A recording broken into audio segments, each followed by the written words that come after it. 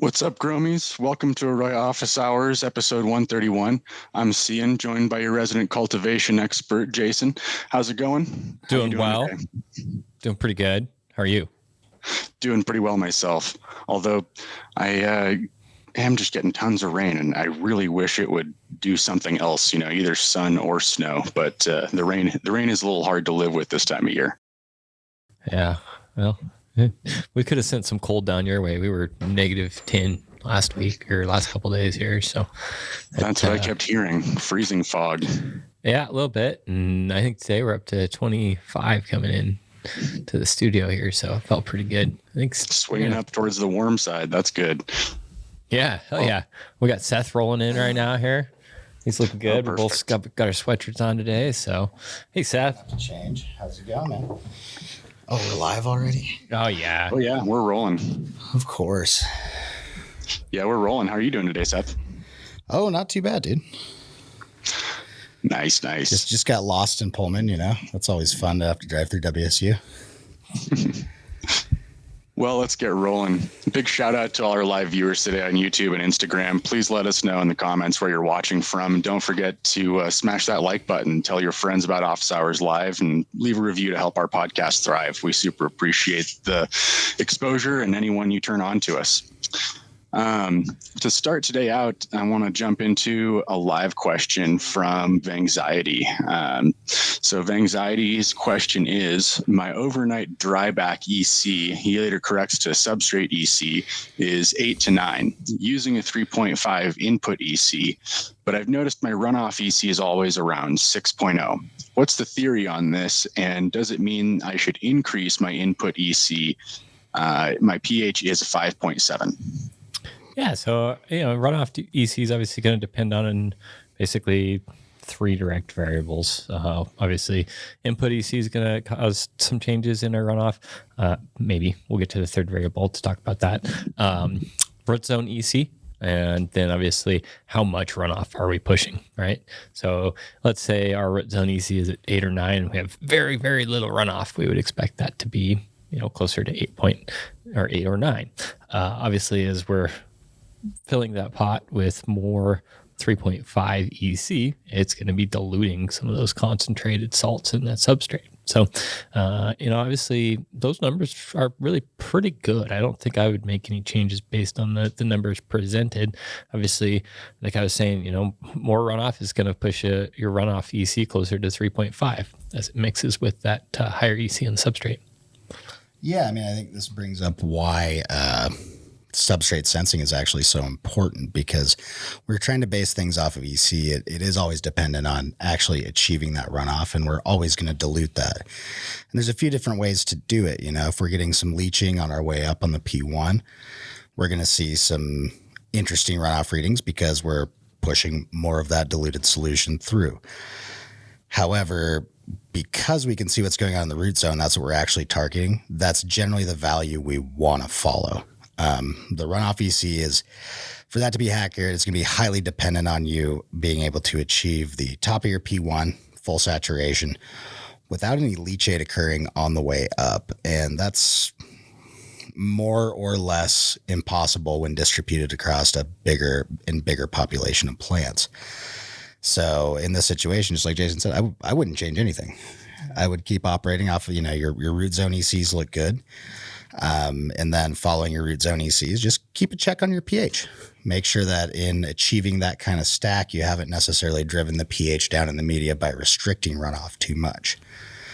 Yeah, I think everything sounds good. Keep on rocking it. And then probably if you have 24-hour, EC monitoring, you can start to look at that overnight EC spike and see when, like, hey, we've been running that 3.5 to, let's say, stack up above the nutritional needs of the plant.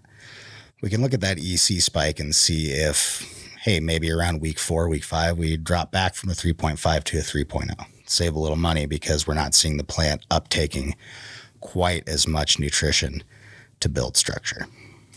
Yeah, and one of the things you said there is like, the accuracy of things, and sure that, the accuracy of your EC meter in your runoff it's reading what the EC of the runoff is.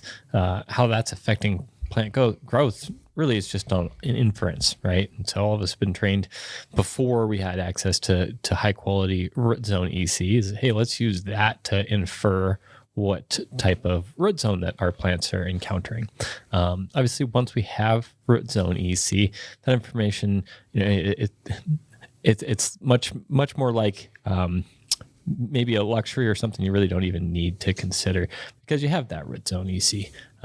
As far as runoff pH, that's the one that you really want to be putting the effort in to get.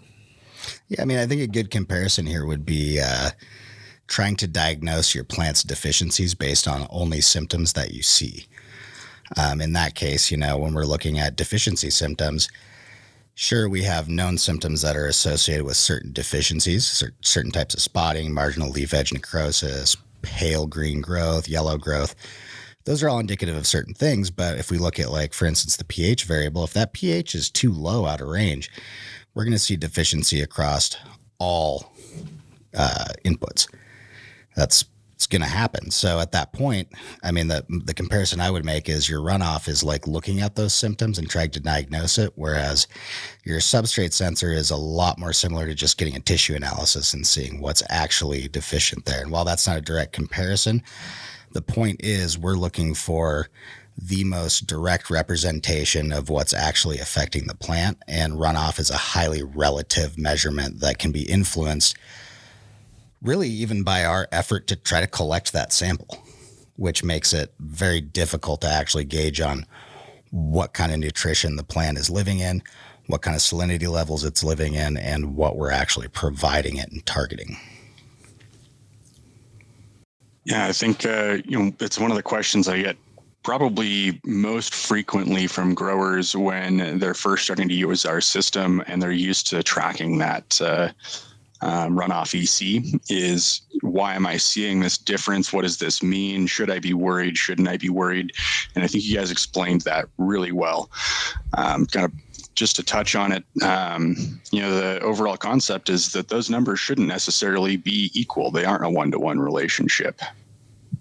Right. And I think in your own journey, Cian, you experienced running for quite some time off of just runoff readings and then being highly surprised at what you're getting out of substrate EC once you actually plug in 24/7 monitoring to that.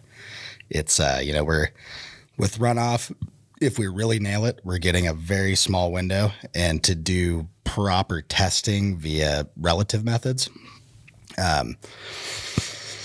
you're going to go pull samples.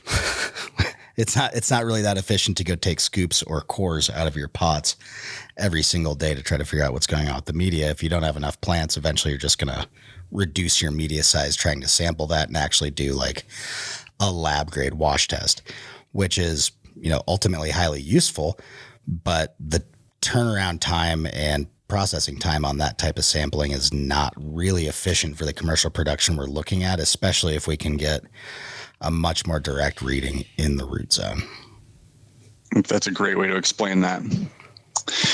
Well, I want to move us on to another topic that we've had a number of questions on recently. Going to move into the realm of under-canopy lighting, because we just get bunches and bunches of questions on this. I think, because it's an up-and-coming technology, people are excited about it. So this one, have you guys implemented under-canopy lighting? If so, does the place it comes from matter? China, US? What are your opinions? So most of the large diode manufacturers have consolidated. And so typically it just kind of comes down to what diode is that manufacturer using? What kind of warranty do they come with? What's the price point that you can get them at? So we're just talking about, all right, build quality and, what's the quality of diode and implementation? So where they come from, I'm not sure I know of actually very many under canopy lights that are manufactured anywhere but China right now. Or LEDs for that matter, China or Korea. Yeah. Diodes aren't made in the US or Canada or where most of us live. So yeah, like I said, what it comes down to is, what's your trusted source of those as that manufacturer? Do you think they're going to be around long enough to supply replacements on your warranty? What's the performance of the actual diode and power supply that they're supplying? Yeah, I think another important thing to look at is obviously spectrum and then spectrum tunability. So if we're looking at under canopy lights, there's a few different concepts we're looking to implement to improve. So earlier on while we're building structure, if you have under canopy lights that have a lot more blue spectrum, basically that white presentation that a lot of us are used to seeing in LEDs, that's going to drive a lot more vegetative growth early on. Whereas we have, different models on the market from different manufacturers that have slightly different spectrums, some of them leaning much more towards or having tunability towards the far red spectrum. And there's different ways to implement that. If we're looking at early flower, we typically want a more blue spectrum to produce vegetative growth and actually beef up that plant. After we hit a certain point, we're looking to implement more and more of a red and far red spectrum to get better, implement better light. Penetration's the wrong word. We're getting light deeper into the plant, but not by penetrating more from above. We're just providing photons in the right spectrum down in the canopy to really drive ripening. Because, one thing we see with a lot of strains, especially like in today's world of candies, is that spectrum and light exposure have a lot of influence on anthocyanin expression and potency and finish, ripening expression. So by introducing that deeper red light down into the canopy later in flower, we're driving that response. Early in flower with the blue lights, we're actually driving more growth and bud site production. So it's important when you're looking at under canopy lighting to evaluate what your specific goals are, and then also look at like how you're going to achieve those. So for a lot of people that implement under canopy, especially with LED applications or very, high bay HPS applications, what we're looking to do is increase that light and actually beef up yield. And also in those situations where we're dealing with not necessarily the best PPFD from above, part of what we're doing is trying to really beef up that growth. And oftentimes that's accompanied by, let's say you have a 700 watt panel LED, you're not getting good light penetration. One of the first things you're going to do to increase that yield is do less skirting up, because if you've been trying to produce, let's say, A-grade flower under a 700 watt panel LED without good penetration, you've probably been skirting up pretty high and throwing away a lot of your B and C buds because they're not worth anything on the market. They're just contributing to that camo pack look, purple and green, right? And if the intent is to drive better maturation, we're looking at more of the deep red light intensity, far red. If we're looking to beef up growth, we're looking at more of that blue, but it's important to understand when to use those in the cycle, because we do talk to growers who are experimenting with this. We got to see both spectrums. Some of them try to implement a very blue-white LED all the way through, don't necessarily get the ripening results they want, but they're achieving greater biomass. On the flip side, if we go just pushing that hard red later on and not necessarily having the tunability to push growth earlier, we might not get the yield increases we expected, but we can maybe influence the pound price by having a more consistent, or saying, hey, if we get $1,300 a pound for our top purple nugs, usually we're having to separate those middle nugs and get, $600 a pound for those because they're green. Now, hopefully we can take that pack and make it 80% the $1,300 rather than before where we were at 60%. So when looking at under canopy, it's very important to establish, like Jason said, quality. One thing we're looking at is, hey, you put these plants in, you slam your under canopies in, and then you go ahead and spray. Are the lights cleanable? That's a huge thing for me, and something I see a lot of LED growers struggle with that bought LEDs with like exposed diodes and boards and stuff, and now they're limited on how easily and efficiently they can clean their systems. So there's a few factors to look at, and I encourage people to shop around, and when looking for them, don't focus on price point, focus on spectrum and tunability, because you either want a specific purpose, which is ripening, a specific purpose, which is bulking up biomass, or the tunability to do all of it. And, we kind of see representations in the marketplace of all of those options. Yeah, and so one of the interesting things, I'm going to share the screen here as well. You talked about spectrum. Chris, I don't know if I need to zoom in on that a little bit better if we're good, but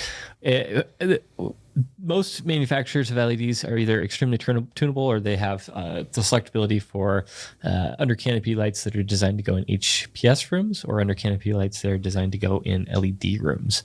And ones that are going in HPS rooms are actually usually a little bit heavier on the blue side. They're typically focused on a little bit lower into the spectrum to kind of not necessarily offset, but to supplement, to fill in some of this blue light that may not be present with your HPSs. And this picture here I'm showing is kind of it's actually a really nice graphic, but it's showing us the wavelength distributions for output light of HPS. Obviously CFL is just in there, but LED and then sunlight, right? So if we think we combined LEDs, some under canopy, which are traditionally these a little bit higher on the blue end, and then these HPSs, we're going to have a more full spectrum presentation on the plant. And what this is important for is activating certain molecules in the plant that are producing things like anthocyanins, phytochromes, those enzymes that are outside of our typical activity in chlorophyll A and B absorption wavelengths. It's one of the reasons that we see really good expression when we are able to balance those out. And some of them are actually responsible for a little bit higher amounts of growth and definitely higher THC percentage and terpene production. Yeah, that's a good point. Between chlorophyll, beta carotenes, and a few other pigments that we're looking to activate to produce responses in the plants, all of those respond to different wavelengths of light. And I think this is a good example. Full sunlight is obviously what these plants have evolved for millions of years to produce in. And by tuning that spectrum, we can focus on different aspects of plant growth, different morphologies. But it's also important to recognize that when you have these spectrum differences with different types of lighting, we're dealing with a lot of the same strains under different situations, and it's important to log and keep track of what kind of expression you're seeing based on that spectrum, and then also balance that with how many changes are you making at a time. So if I was growing under HPS, I switched to name a brand of LED light and then name a brand of under canopy light. I would really want to do a lot of work to make sure that, hey, I'm trying to match the spectrum as best I can for these strains. And then just logging like, hey, what are the differences? Because another thing we'll see is with the incredible genetic variability in cannabis, we've got some guys that run strains that have been selected for HPS under let's say 12 generations. They go to LED. We're getting a different expression, and that's because they've so hard selected for that spectrum, oftentimes not on purpose. And we just see a different expression under most LED spectrums. And unless we can match the spectrum that plant's been tuned for, we're not going to get quite the same output. And really that just goes back to crop registration, logging the results of what you see, and then making choices in your business about what is most important to your customers, because we'll always go back to that. We stare at plants every day. It hurts to see a sick plant. It hurts to see something that looks rough. But, the difference between having, let's say, 100 plants and 10,000 is the ability to look at some ugly plants and go, hey, that's going to happen. I only have so much control here. And then extend that to, there are certainly plants that I've grown that, I'll be honest, in the last week look like absolute garbage. But they're giving me some of the highest THC, some of the highest yields, and some of the best terp profiles. So it's important to look at your end results as well when considering all of this. It's exciting for us growers to get a new toy, throw it in the garden, and be like, man, my plants look great, or they look terrible. But ultimately, the end product is what we're really going for, right? So that's one thing I've talked to a lot of growers about is like, hey, some strains we are forcing into senescence through ripening conditions and irrigation. Other ones, and if you've had the luxury of growing, let's say, 60 different strains, you'll find that some of them, if you grew that strain 60 times and tried it 60 different ways, 45 of the ways it's going to be about the same, because that plant is so determinate in its growth habit that as long as it has enough light, enough water, and enough nutrition, it's going to hit a good yield number. But then we'll hit other plants that, if we're not tracking all the variables going in, are going to hit a lower yield and quality number. And that's really the important thing to dial in on. And then also, moving forward with your business, expect that, like, hey, we're still a long ways from having stable genetics that are great for growers. Right now it's one thing I think is really cool about the cannabis industry is generally we're still selecting for nose quality, consumer satisfaction at the end.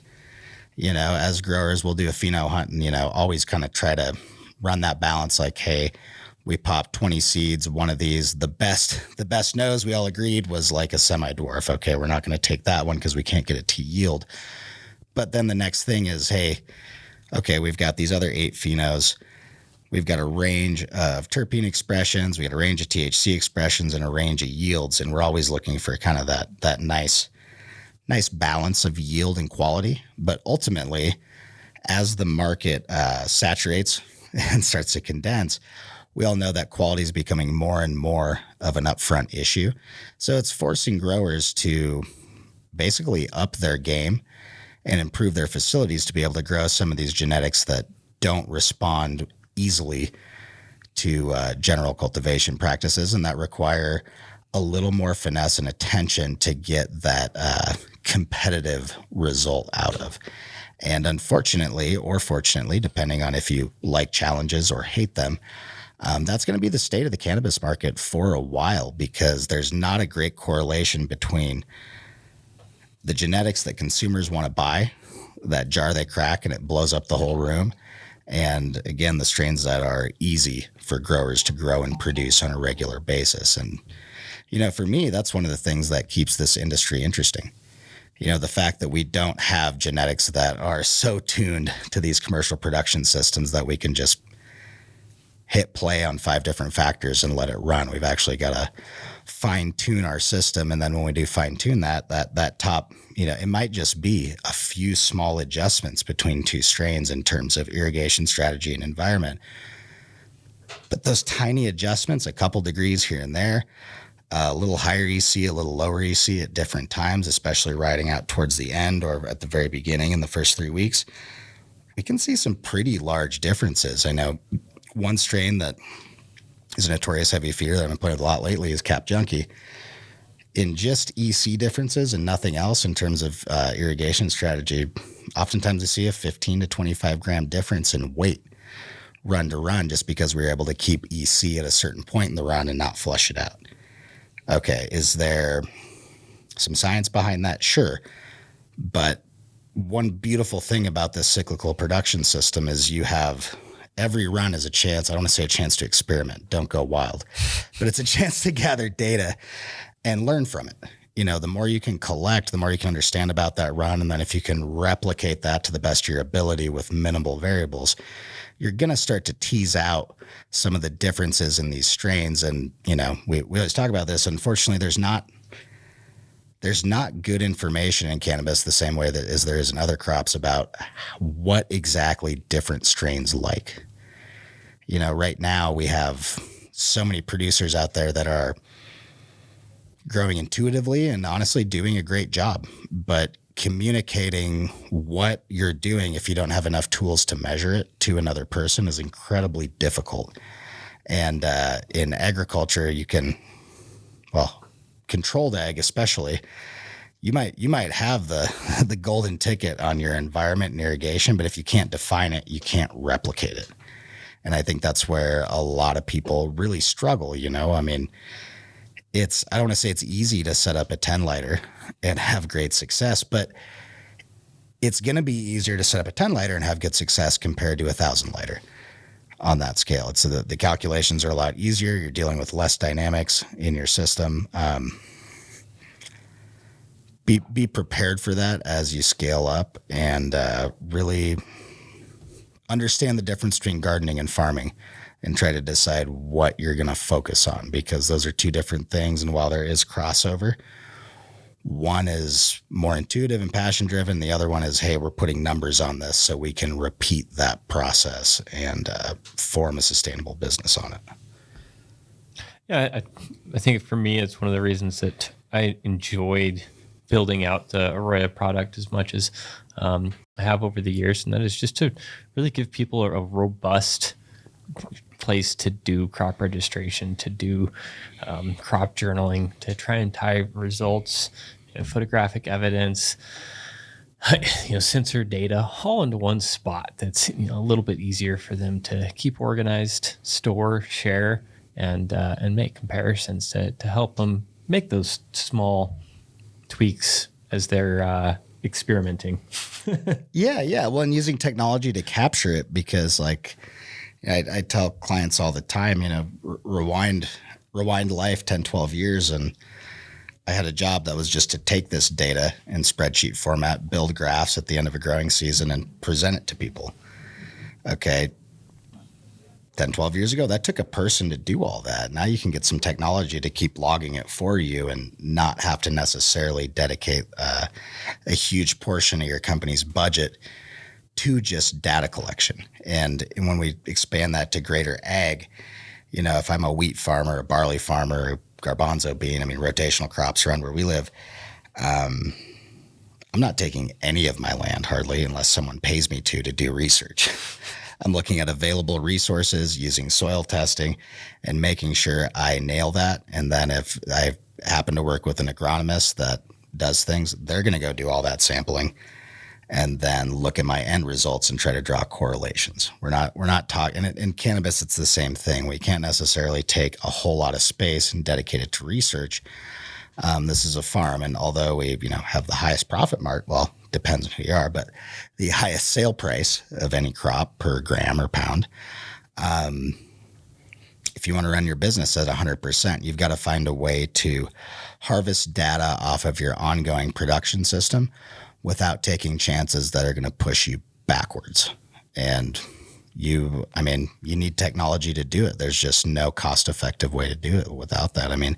If we look at greater ag, we're talking thousands of production acres to one research acre. Okay, translate that to your 9-room facility. If you have one room that's R&D, that's a huge proportion of your farm that you're taking a chance on. And while it may seem cool in the beginning, fast forward a few years, pay a bunch of bills, and those are not going to sound like great chances to take on a regular basis. I can definitely tell you that. I think this is definitely one of those conversations that we can expand on in a lot of ways, just in terms of how prevalent it is right now for people to be talking about, what are the effects of potential changes that can be making to my grow? Under canopy lights is one of the biggest ones we hear time and time again. I've got a bunch of questions that have come in just during this conversation about things as ranging from like, what's a good way to clean the LED diodes? A couple of answers from people in the comments as well, saying they prefer to use, looks like 99% rubbing alcohol to be able to go through and clean those guys off, which, great suggestion there, and brings up, just that point you were making about how important it is to have serviceable and cleanable equipment.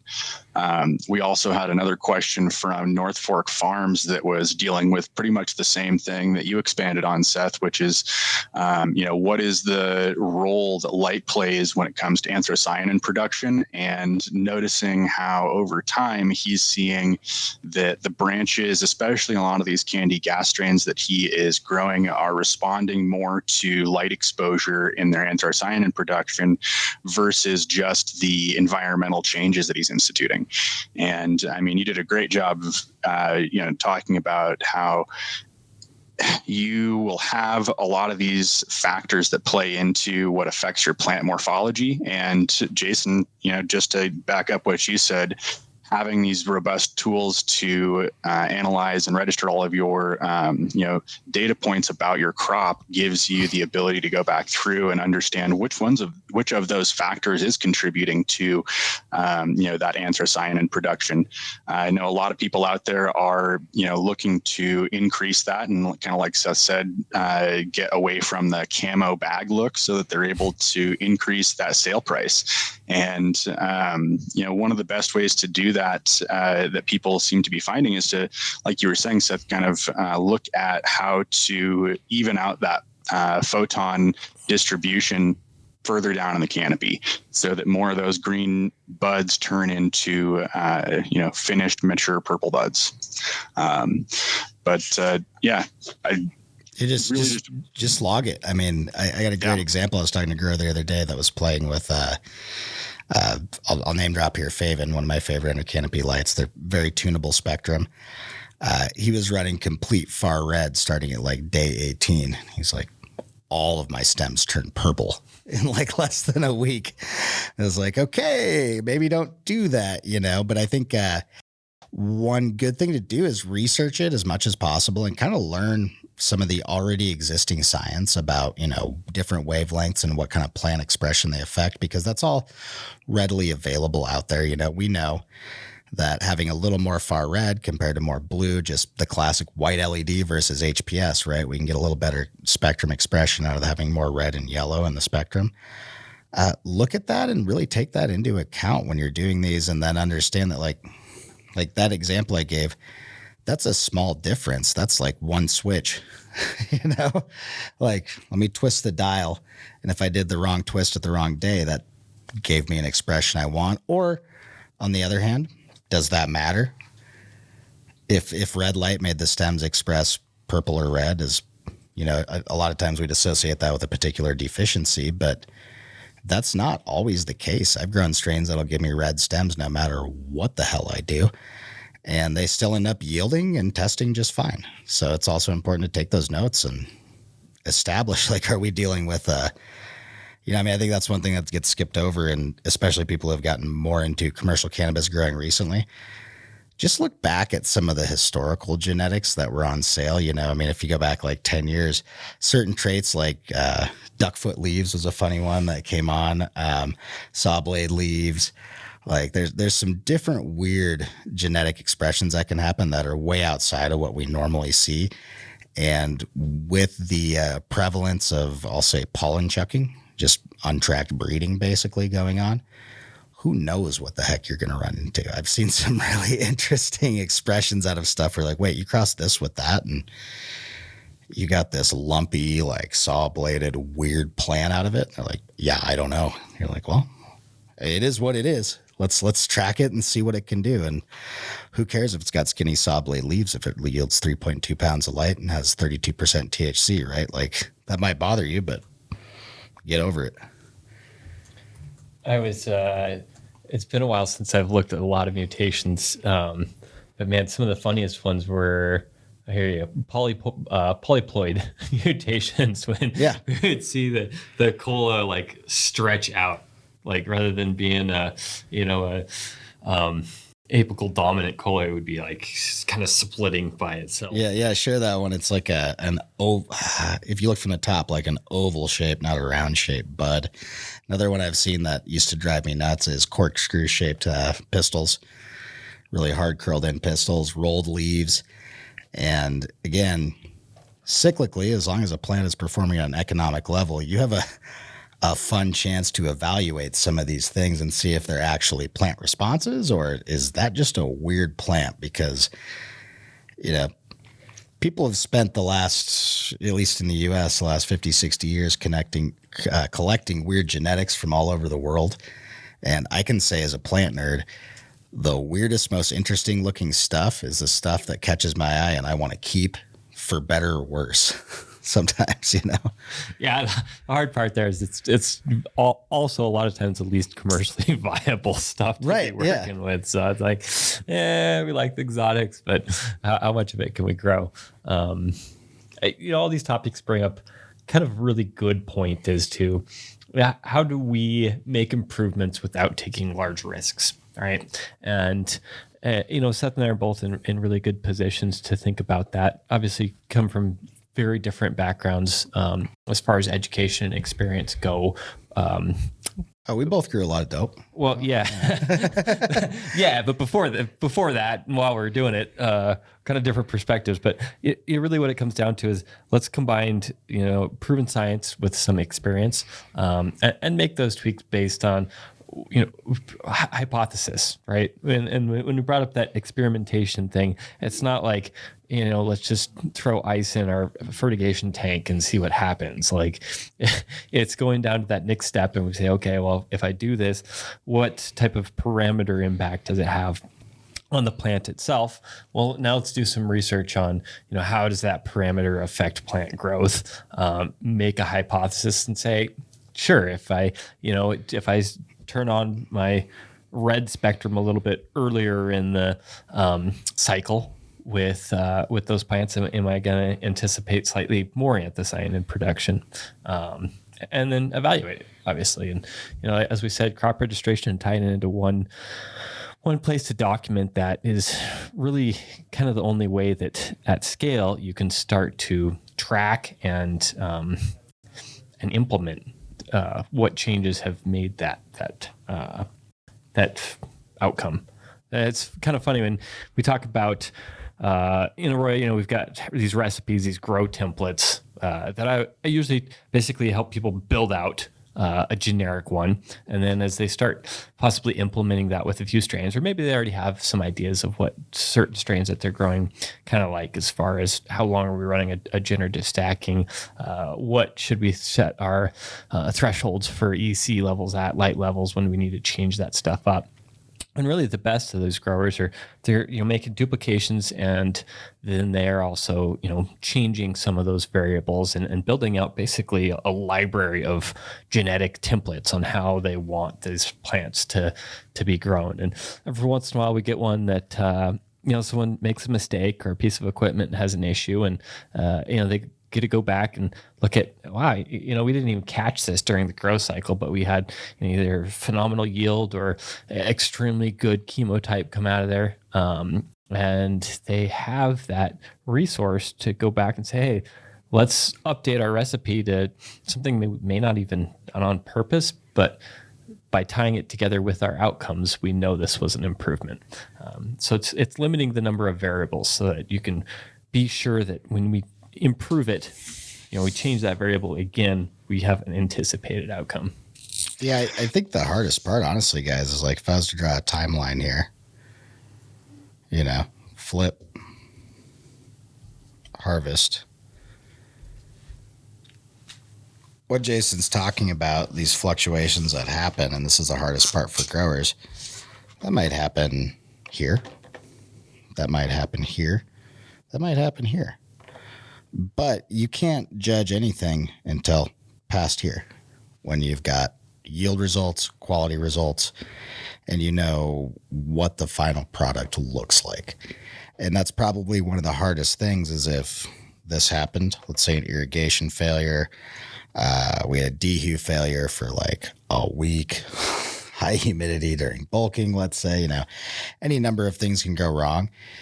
As a grower, the important thing is to look at it and go, okay, where am I at in this crop? Did this mean total disaster and plant death? And if not, okay, we corrected on this day.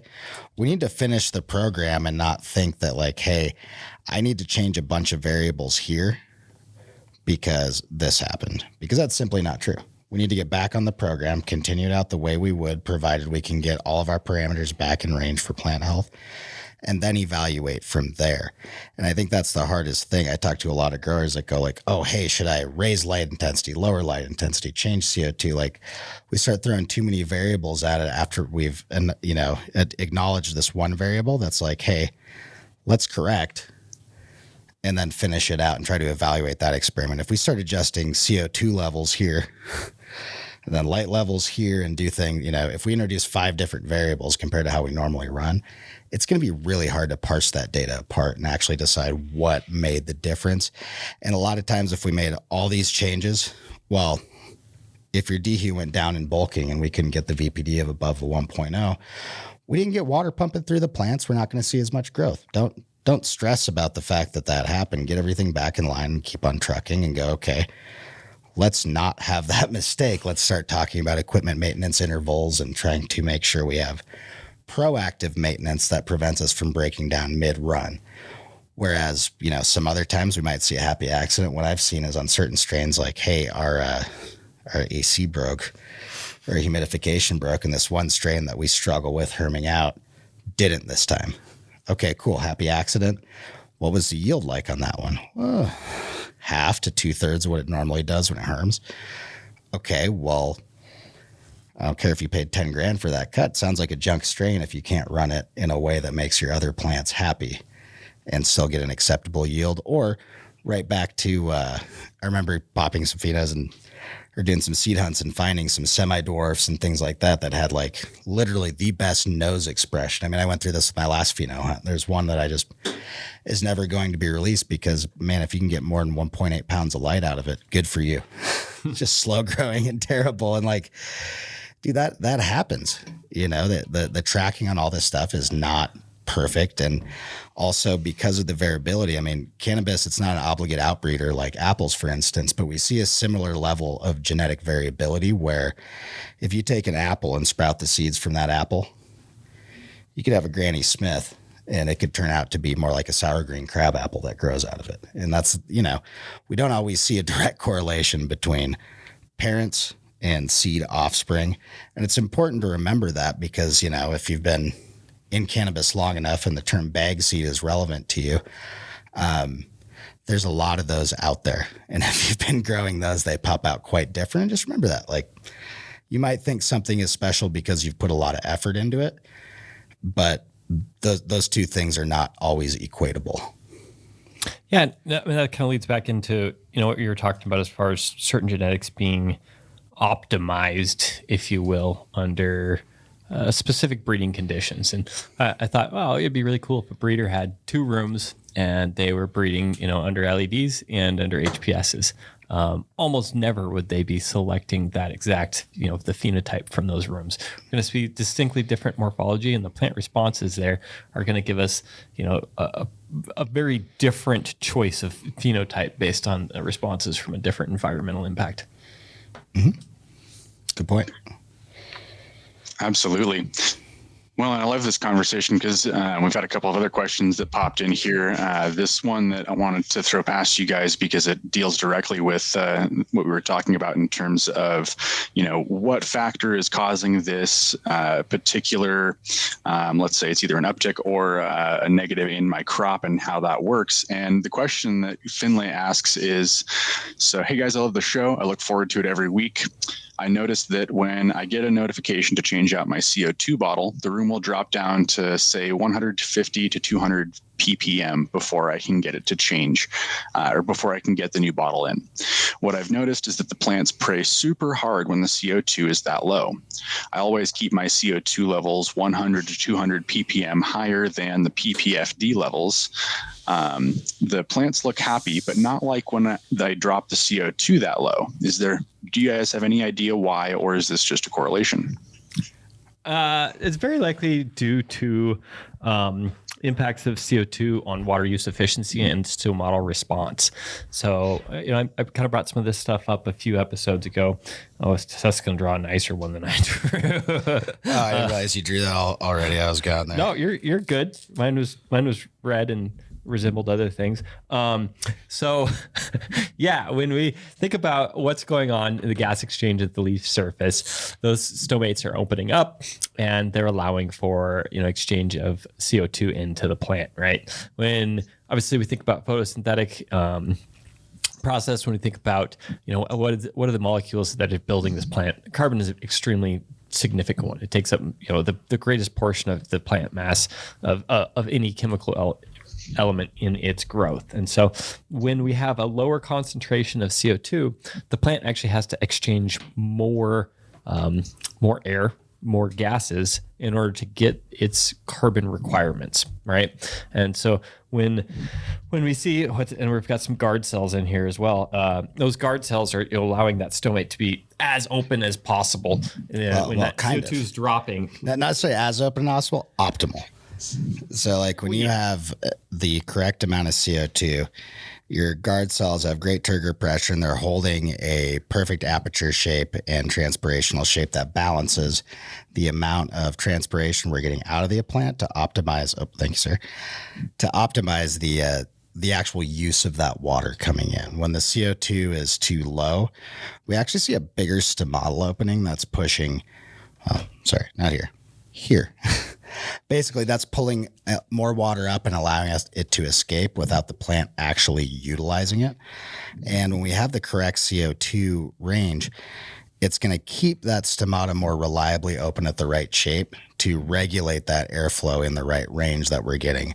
Perfect plant cooling, perfect photosynthesis. Here, I'll try to shut up more. And really stability on that throughout the day. So that's kind of a funny thing. If you've got CO2 monitoring, you'll definitely notice like, hey, when you drop down to 100, 150, your transpiration actually goes up, especially overnight. And I mean, my best advice would be to start taking notes on how often that happens and try to calculate your CO2 usage. So I would rather give a bottle back and trade it in with 10% left in it than run out for a few days. Personally, yeah, or have a spare bottle just so you're not in that that emergency to get her wrapped up. There's some awesome articles. One of my favorite resources for learning about scientifically proven and studied relationships like this, and that's water use efficiency is what I'd be looking up. Frontiers In is a really good journal site that you can learn a ton from. If you're not a nerd now, read a few of those documents and you will be afterwards. Yeah, there's a lot of little stimulus inputs, CO2 being one of them, that affect plant growth. And if, we always talk about a holistic approach. If holistically across the board, you don't keep everything in range, the problems that result are going to be hard to predict, but predictable if you mess up the same way every time. And it's important to make sure all those, and that's one of the rabbit holes that I think we talk to a lot of people that go down with either plant nutrition or plant morphology responses is, hey, I've been trying this, that, and that. And then it's like, okay, well, you can't get above 2 pounds of light. A month later, oh, your PPFD is pinned at 600, dude. Like, unless you have every factor influencing your plant growth in line, we can't expect optimal performance. And also without enough data, can't predict how well or poorly a particular strain will respond to that environment with its compromises. I've certainly, like, just the other day I was talking to a customer who had a plant we're looking like, man, this thing, it's just not getting the drybacks we're used to in a slab. Like, hey, man, we're 12 to 15% is the biggest we're hitting at the end of generative. And it's like, it's great. He's so concerned about this. Like, hey, this is a sign of poor plant health, right? And I'm like, okay, well, you ran it through. How'd this last run go? Oh, it threw down like 3.2 to 3.5 light. I'm like, well, damn, that's an efficient plant, dude. It didn't need nearly as much water. It was a heavy feeder, but like, hey, that's an easy trade-off. We can bump it up to 3.5. And wow, you found a real special plant. And the truth is there's thousands, millions of those special plants out there. We've just also, once we can isolate all those variables and decide whether it's our inputs or the plant that's causing this result, then we can make a solid decision. I personally have thrown away a lot of strains that I absolutely loved because they just, the commercial viability wasn't there, like in my opinion, they hit all the marks for me, but it won't turn purple. You've heard me say it several times where some of my favorites that I've grown over the years, just aren't the ones that brokers were really wanting to, take to market. And it's because they didn't check some of the boxes for them, whether that happened to be, a specific terpene profile composition, or whether that was shape of the nugs, color quality, consistency, whatever that happened to be. Even though it checked all the boxes for me and was maybe one of my favorites to grow, whether it was a large yielder or whether it looked really good, whatever quality that I was attracted to ultimately didn't matter. But it also kind of leads to talk about the fact that how important crop registration is when you're growing these things, because you don't necessarily know for sure how these things went until you get all the numbers back at the end and are able to analyze, what did I do and what did this get me? And this topic about CO2 that Finlay gives us is a really good one, because, without looking at your crop registration and then being able to understand that you're having this CO2 issue periodically throughout the run, praying plants traditionally to most people is a sign of a healthy plant that people are like, yes, this is what I want to happen. However, this may be one of those scenarios where growing that out to the very end, are you seeing the same type of a yield that you would be off of that plant had you been supplying it with the amount of CO2 that it needs during those moments where it was, running short?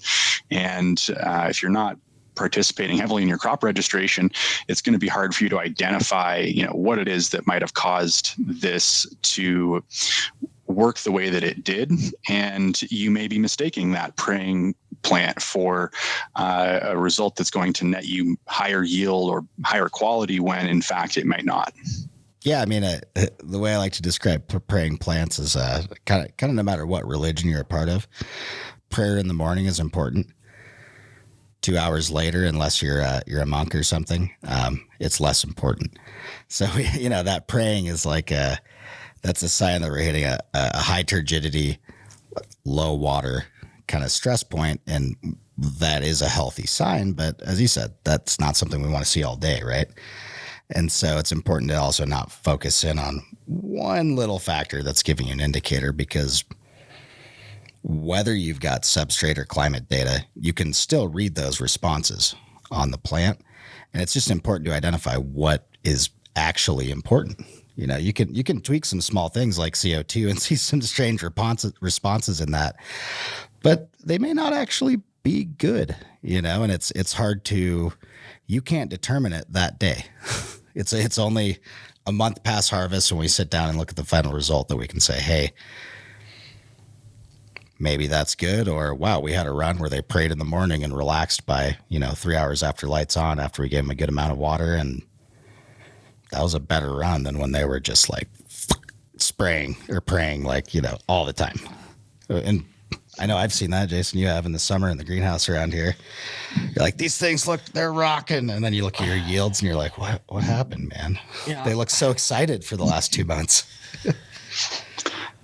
Yep. And that's one of the things, right? If you're not taking notes on all of these little factors, it's easy to go by the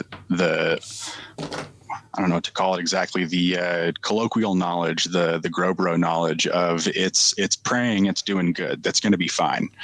But it's not the only factor to consider. And without taking all these notes and having something to compare to and look back to, it's going to be difficult for people to parse out, what happened here and why did this one not yield the way that I wanted it to, even though it was showing all the signs that checked the boxes for me. And then, to kind of touch back on that topic of genetic variability in cannabis, that's another aspect that, heavily document that in your notes, where you got things from, what the respective crosses are, what your known documented history with this plant is, and that will help you long term down the road understand some of the changes that you've seen happen in your plants, as well as some of the results that you get out of the different cultivars you grow. Yeah, and don't mix up your cuts. Labeling is really important. just calling out a few people that send cuts from the West Coast to the East Coast. No names needed. Oh, I mean, not even just cuts, but wires, irrigation wires. Please label your irrigation wires. I can't be clear enough about that. Yeah, it really sucks to like have to call up a buddy and be like, can you go stand in the room while I turn this off and on and see if the one that's supposed to clicks. It's a defeating feeling when you're like, oh, I could have labeled that. Or if something happens, I mean, there's been times where I've had to go through and replace solenoids on the fly really quickly before a feeding happens. And if you don't have clear labels on things, you might be searching around trying to figure out what wire you're going for a few seconds before you actually land on the right one. And, I've seen people have to do major resets and things like that on all sorts of different equipment. And whether you're dealing with low voltage irrigation wiring or whether you're dealing with, all sorts of different runs of Ethernet cable, please label it. This is one of those industries where it is just wildly important to be good at labeling. Breakers. Yeah. Label your breakers. I was going to say, you're dealing with a lot of electronic equipment. Don't be scared of a brand called Fluke when it comes to multimeters, and buying one that can monitor current flow as well as do resistance metering. Again, for better or worse, if you're not already there, you're going to learn to diagnose electrical systems and components. And if you don't want to learn that, you're always going to be chasing your tail. If you learn it just this much and invest a tiny bit in having a decent multimeter, you can stay way ahead of the curve on your equipment breakdowns. And if you're going to pour some concrete, don't be afraid of like getting a little bit extra sized conduit for the next run, and yes. leave a rope in there, your pull string, so that later on when you're like, ooh, we need another line or we need another wire or whatever, you can get it into that facility, greenhouse, whatever. Yeah, if your contractor tells you 1/2-inch conduit's going to save you 20%. Trust me, you need the 3/4 or the 1-inch later down the road. It'll be worth your time compared to having them run another piece of 1/2-inch conduit a couple hundred feet. Honestly, it's a fun topic that we should probably do a little bit longer expansion on at some point. Ways that a lot of us have learned the hard way over time, that if we had a do-over to replan our ideal facility, there's lots of little bits and pieces that we would do differently. And I love that comment about put bigger conduit than you think you need every time. Also don't hide your irrigation lines. Don't put them in the ceiling or the walls. They need to be serviced. Certainly not underground. Yeah. I've only seen that a couple times. I had to work at one place that had it, so Don't plug your. You guys got me started now. We're gonna have to have another episode for this. Don't plug your 240 fan into a 140 or 120 outlet. It won't work. Very right. Not for long. Yeah, or order 220, 240 lights if you have a 480 power supply. There's little things that, if you're looking to get into larger and larger scale cultivation, or, back in the day, Sid, I remember we had conversations about your spot, looking at, the power efficiency at different voltages. Mm-hmm. Take some time and read about that. Like there's a lot to understand there, and you can actually get, in a lot of cases, especially nowadays that, with LEDs and even the more modern HPS, like different products are more adaptable, and just learning about like, okay, if I invest X amount into a better power supply and panel, I might actually be able to use a lot of my same equipment and get higher efficiency, greater light output, et cetera. Or I definitely can't. And now we have some goals for next round of upgrades. I think between the three of us, if we could build a facility, the amount of 110, 120 volt outlets in there would be pretty minimal. Like, why? Because literally everything except the pressure washer and vacuum operates much better at 220, 240, or even 480 for that matter. If you have access. How many iPhones do you need to plug into the room at that point? That's really all we are concerned with, because everything else is going to be running on a different power band. Mm. Depends what I'm doing with those iPhones. Well, obviously, this is a conversation I think European power block. Is that what you're talking about? For quite a ways. I should probably start wrapping us up, though, as much as it sounds like we could go on for a good long time about this one. Maybe next week we can get into a little bit more of that facility planning talk. And, there's a few questions in here that go in to deal with that, talking about, things people would do differently. Should I put in a veg room? Should I plan to go immediately into flower? Would I build that extra veg room into my budget? Things like that, strategies have changed for a lot of people over the years. And it's worthwhile to go into a conversation about, how to plan out facilities, because there's a lot of people out there that are, still expanding and putting money into new facilities. And, if we can save you guys a couple of headaches by a few good suggestions, I think that's pretty worthwhile to me. All right. So to close out today, thanks Seth, Jason, our producer Chris as well for another great session. And thank you guys all for joining us today. Thanks for all the live questions. We got a ton of them in here. Sorry if we didn't get to you today. We will try to get you in on one of these next shows. To learn more about AROYA, please come book a demo at AROYA.io. We always welcome cultivation questions. Drop them in the link anytime at the AROYA app. Email us at sales@AROYA.io. DM us at Instagram or Facebook, LinkedIn. We want to hear from you guys. Specifically, if you guys have any good suggestions on long topics you'd like us to cover, throw them into the chat sometime or put them on our Instagram. We'd love to have a few suggestions on what you guys would like to hear from us. Well, thanks so much for coming, you guys. Smash that like button, leave us a review, Spotify, Apple Music, YouTube, wherever you listen to our podcast. We appreciate the feedback. Thanks, and we'll see you guys all at episode 132.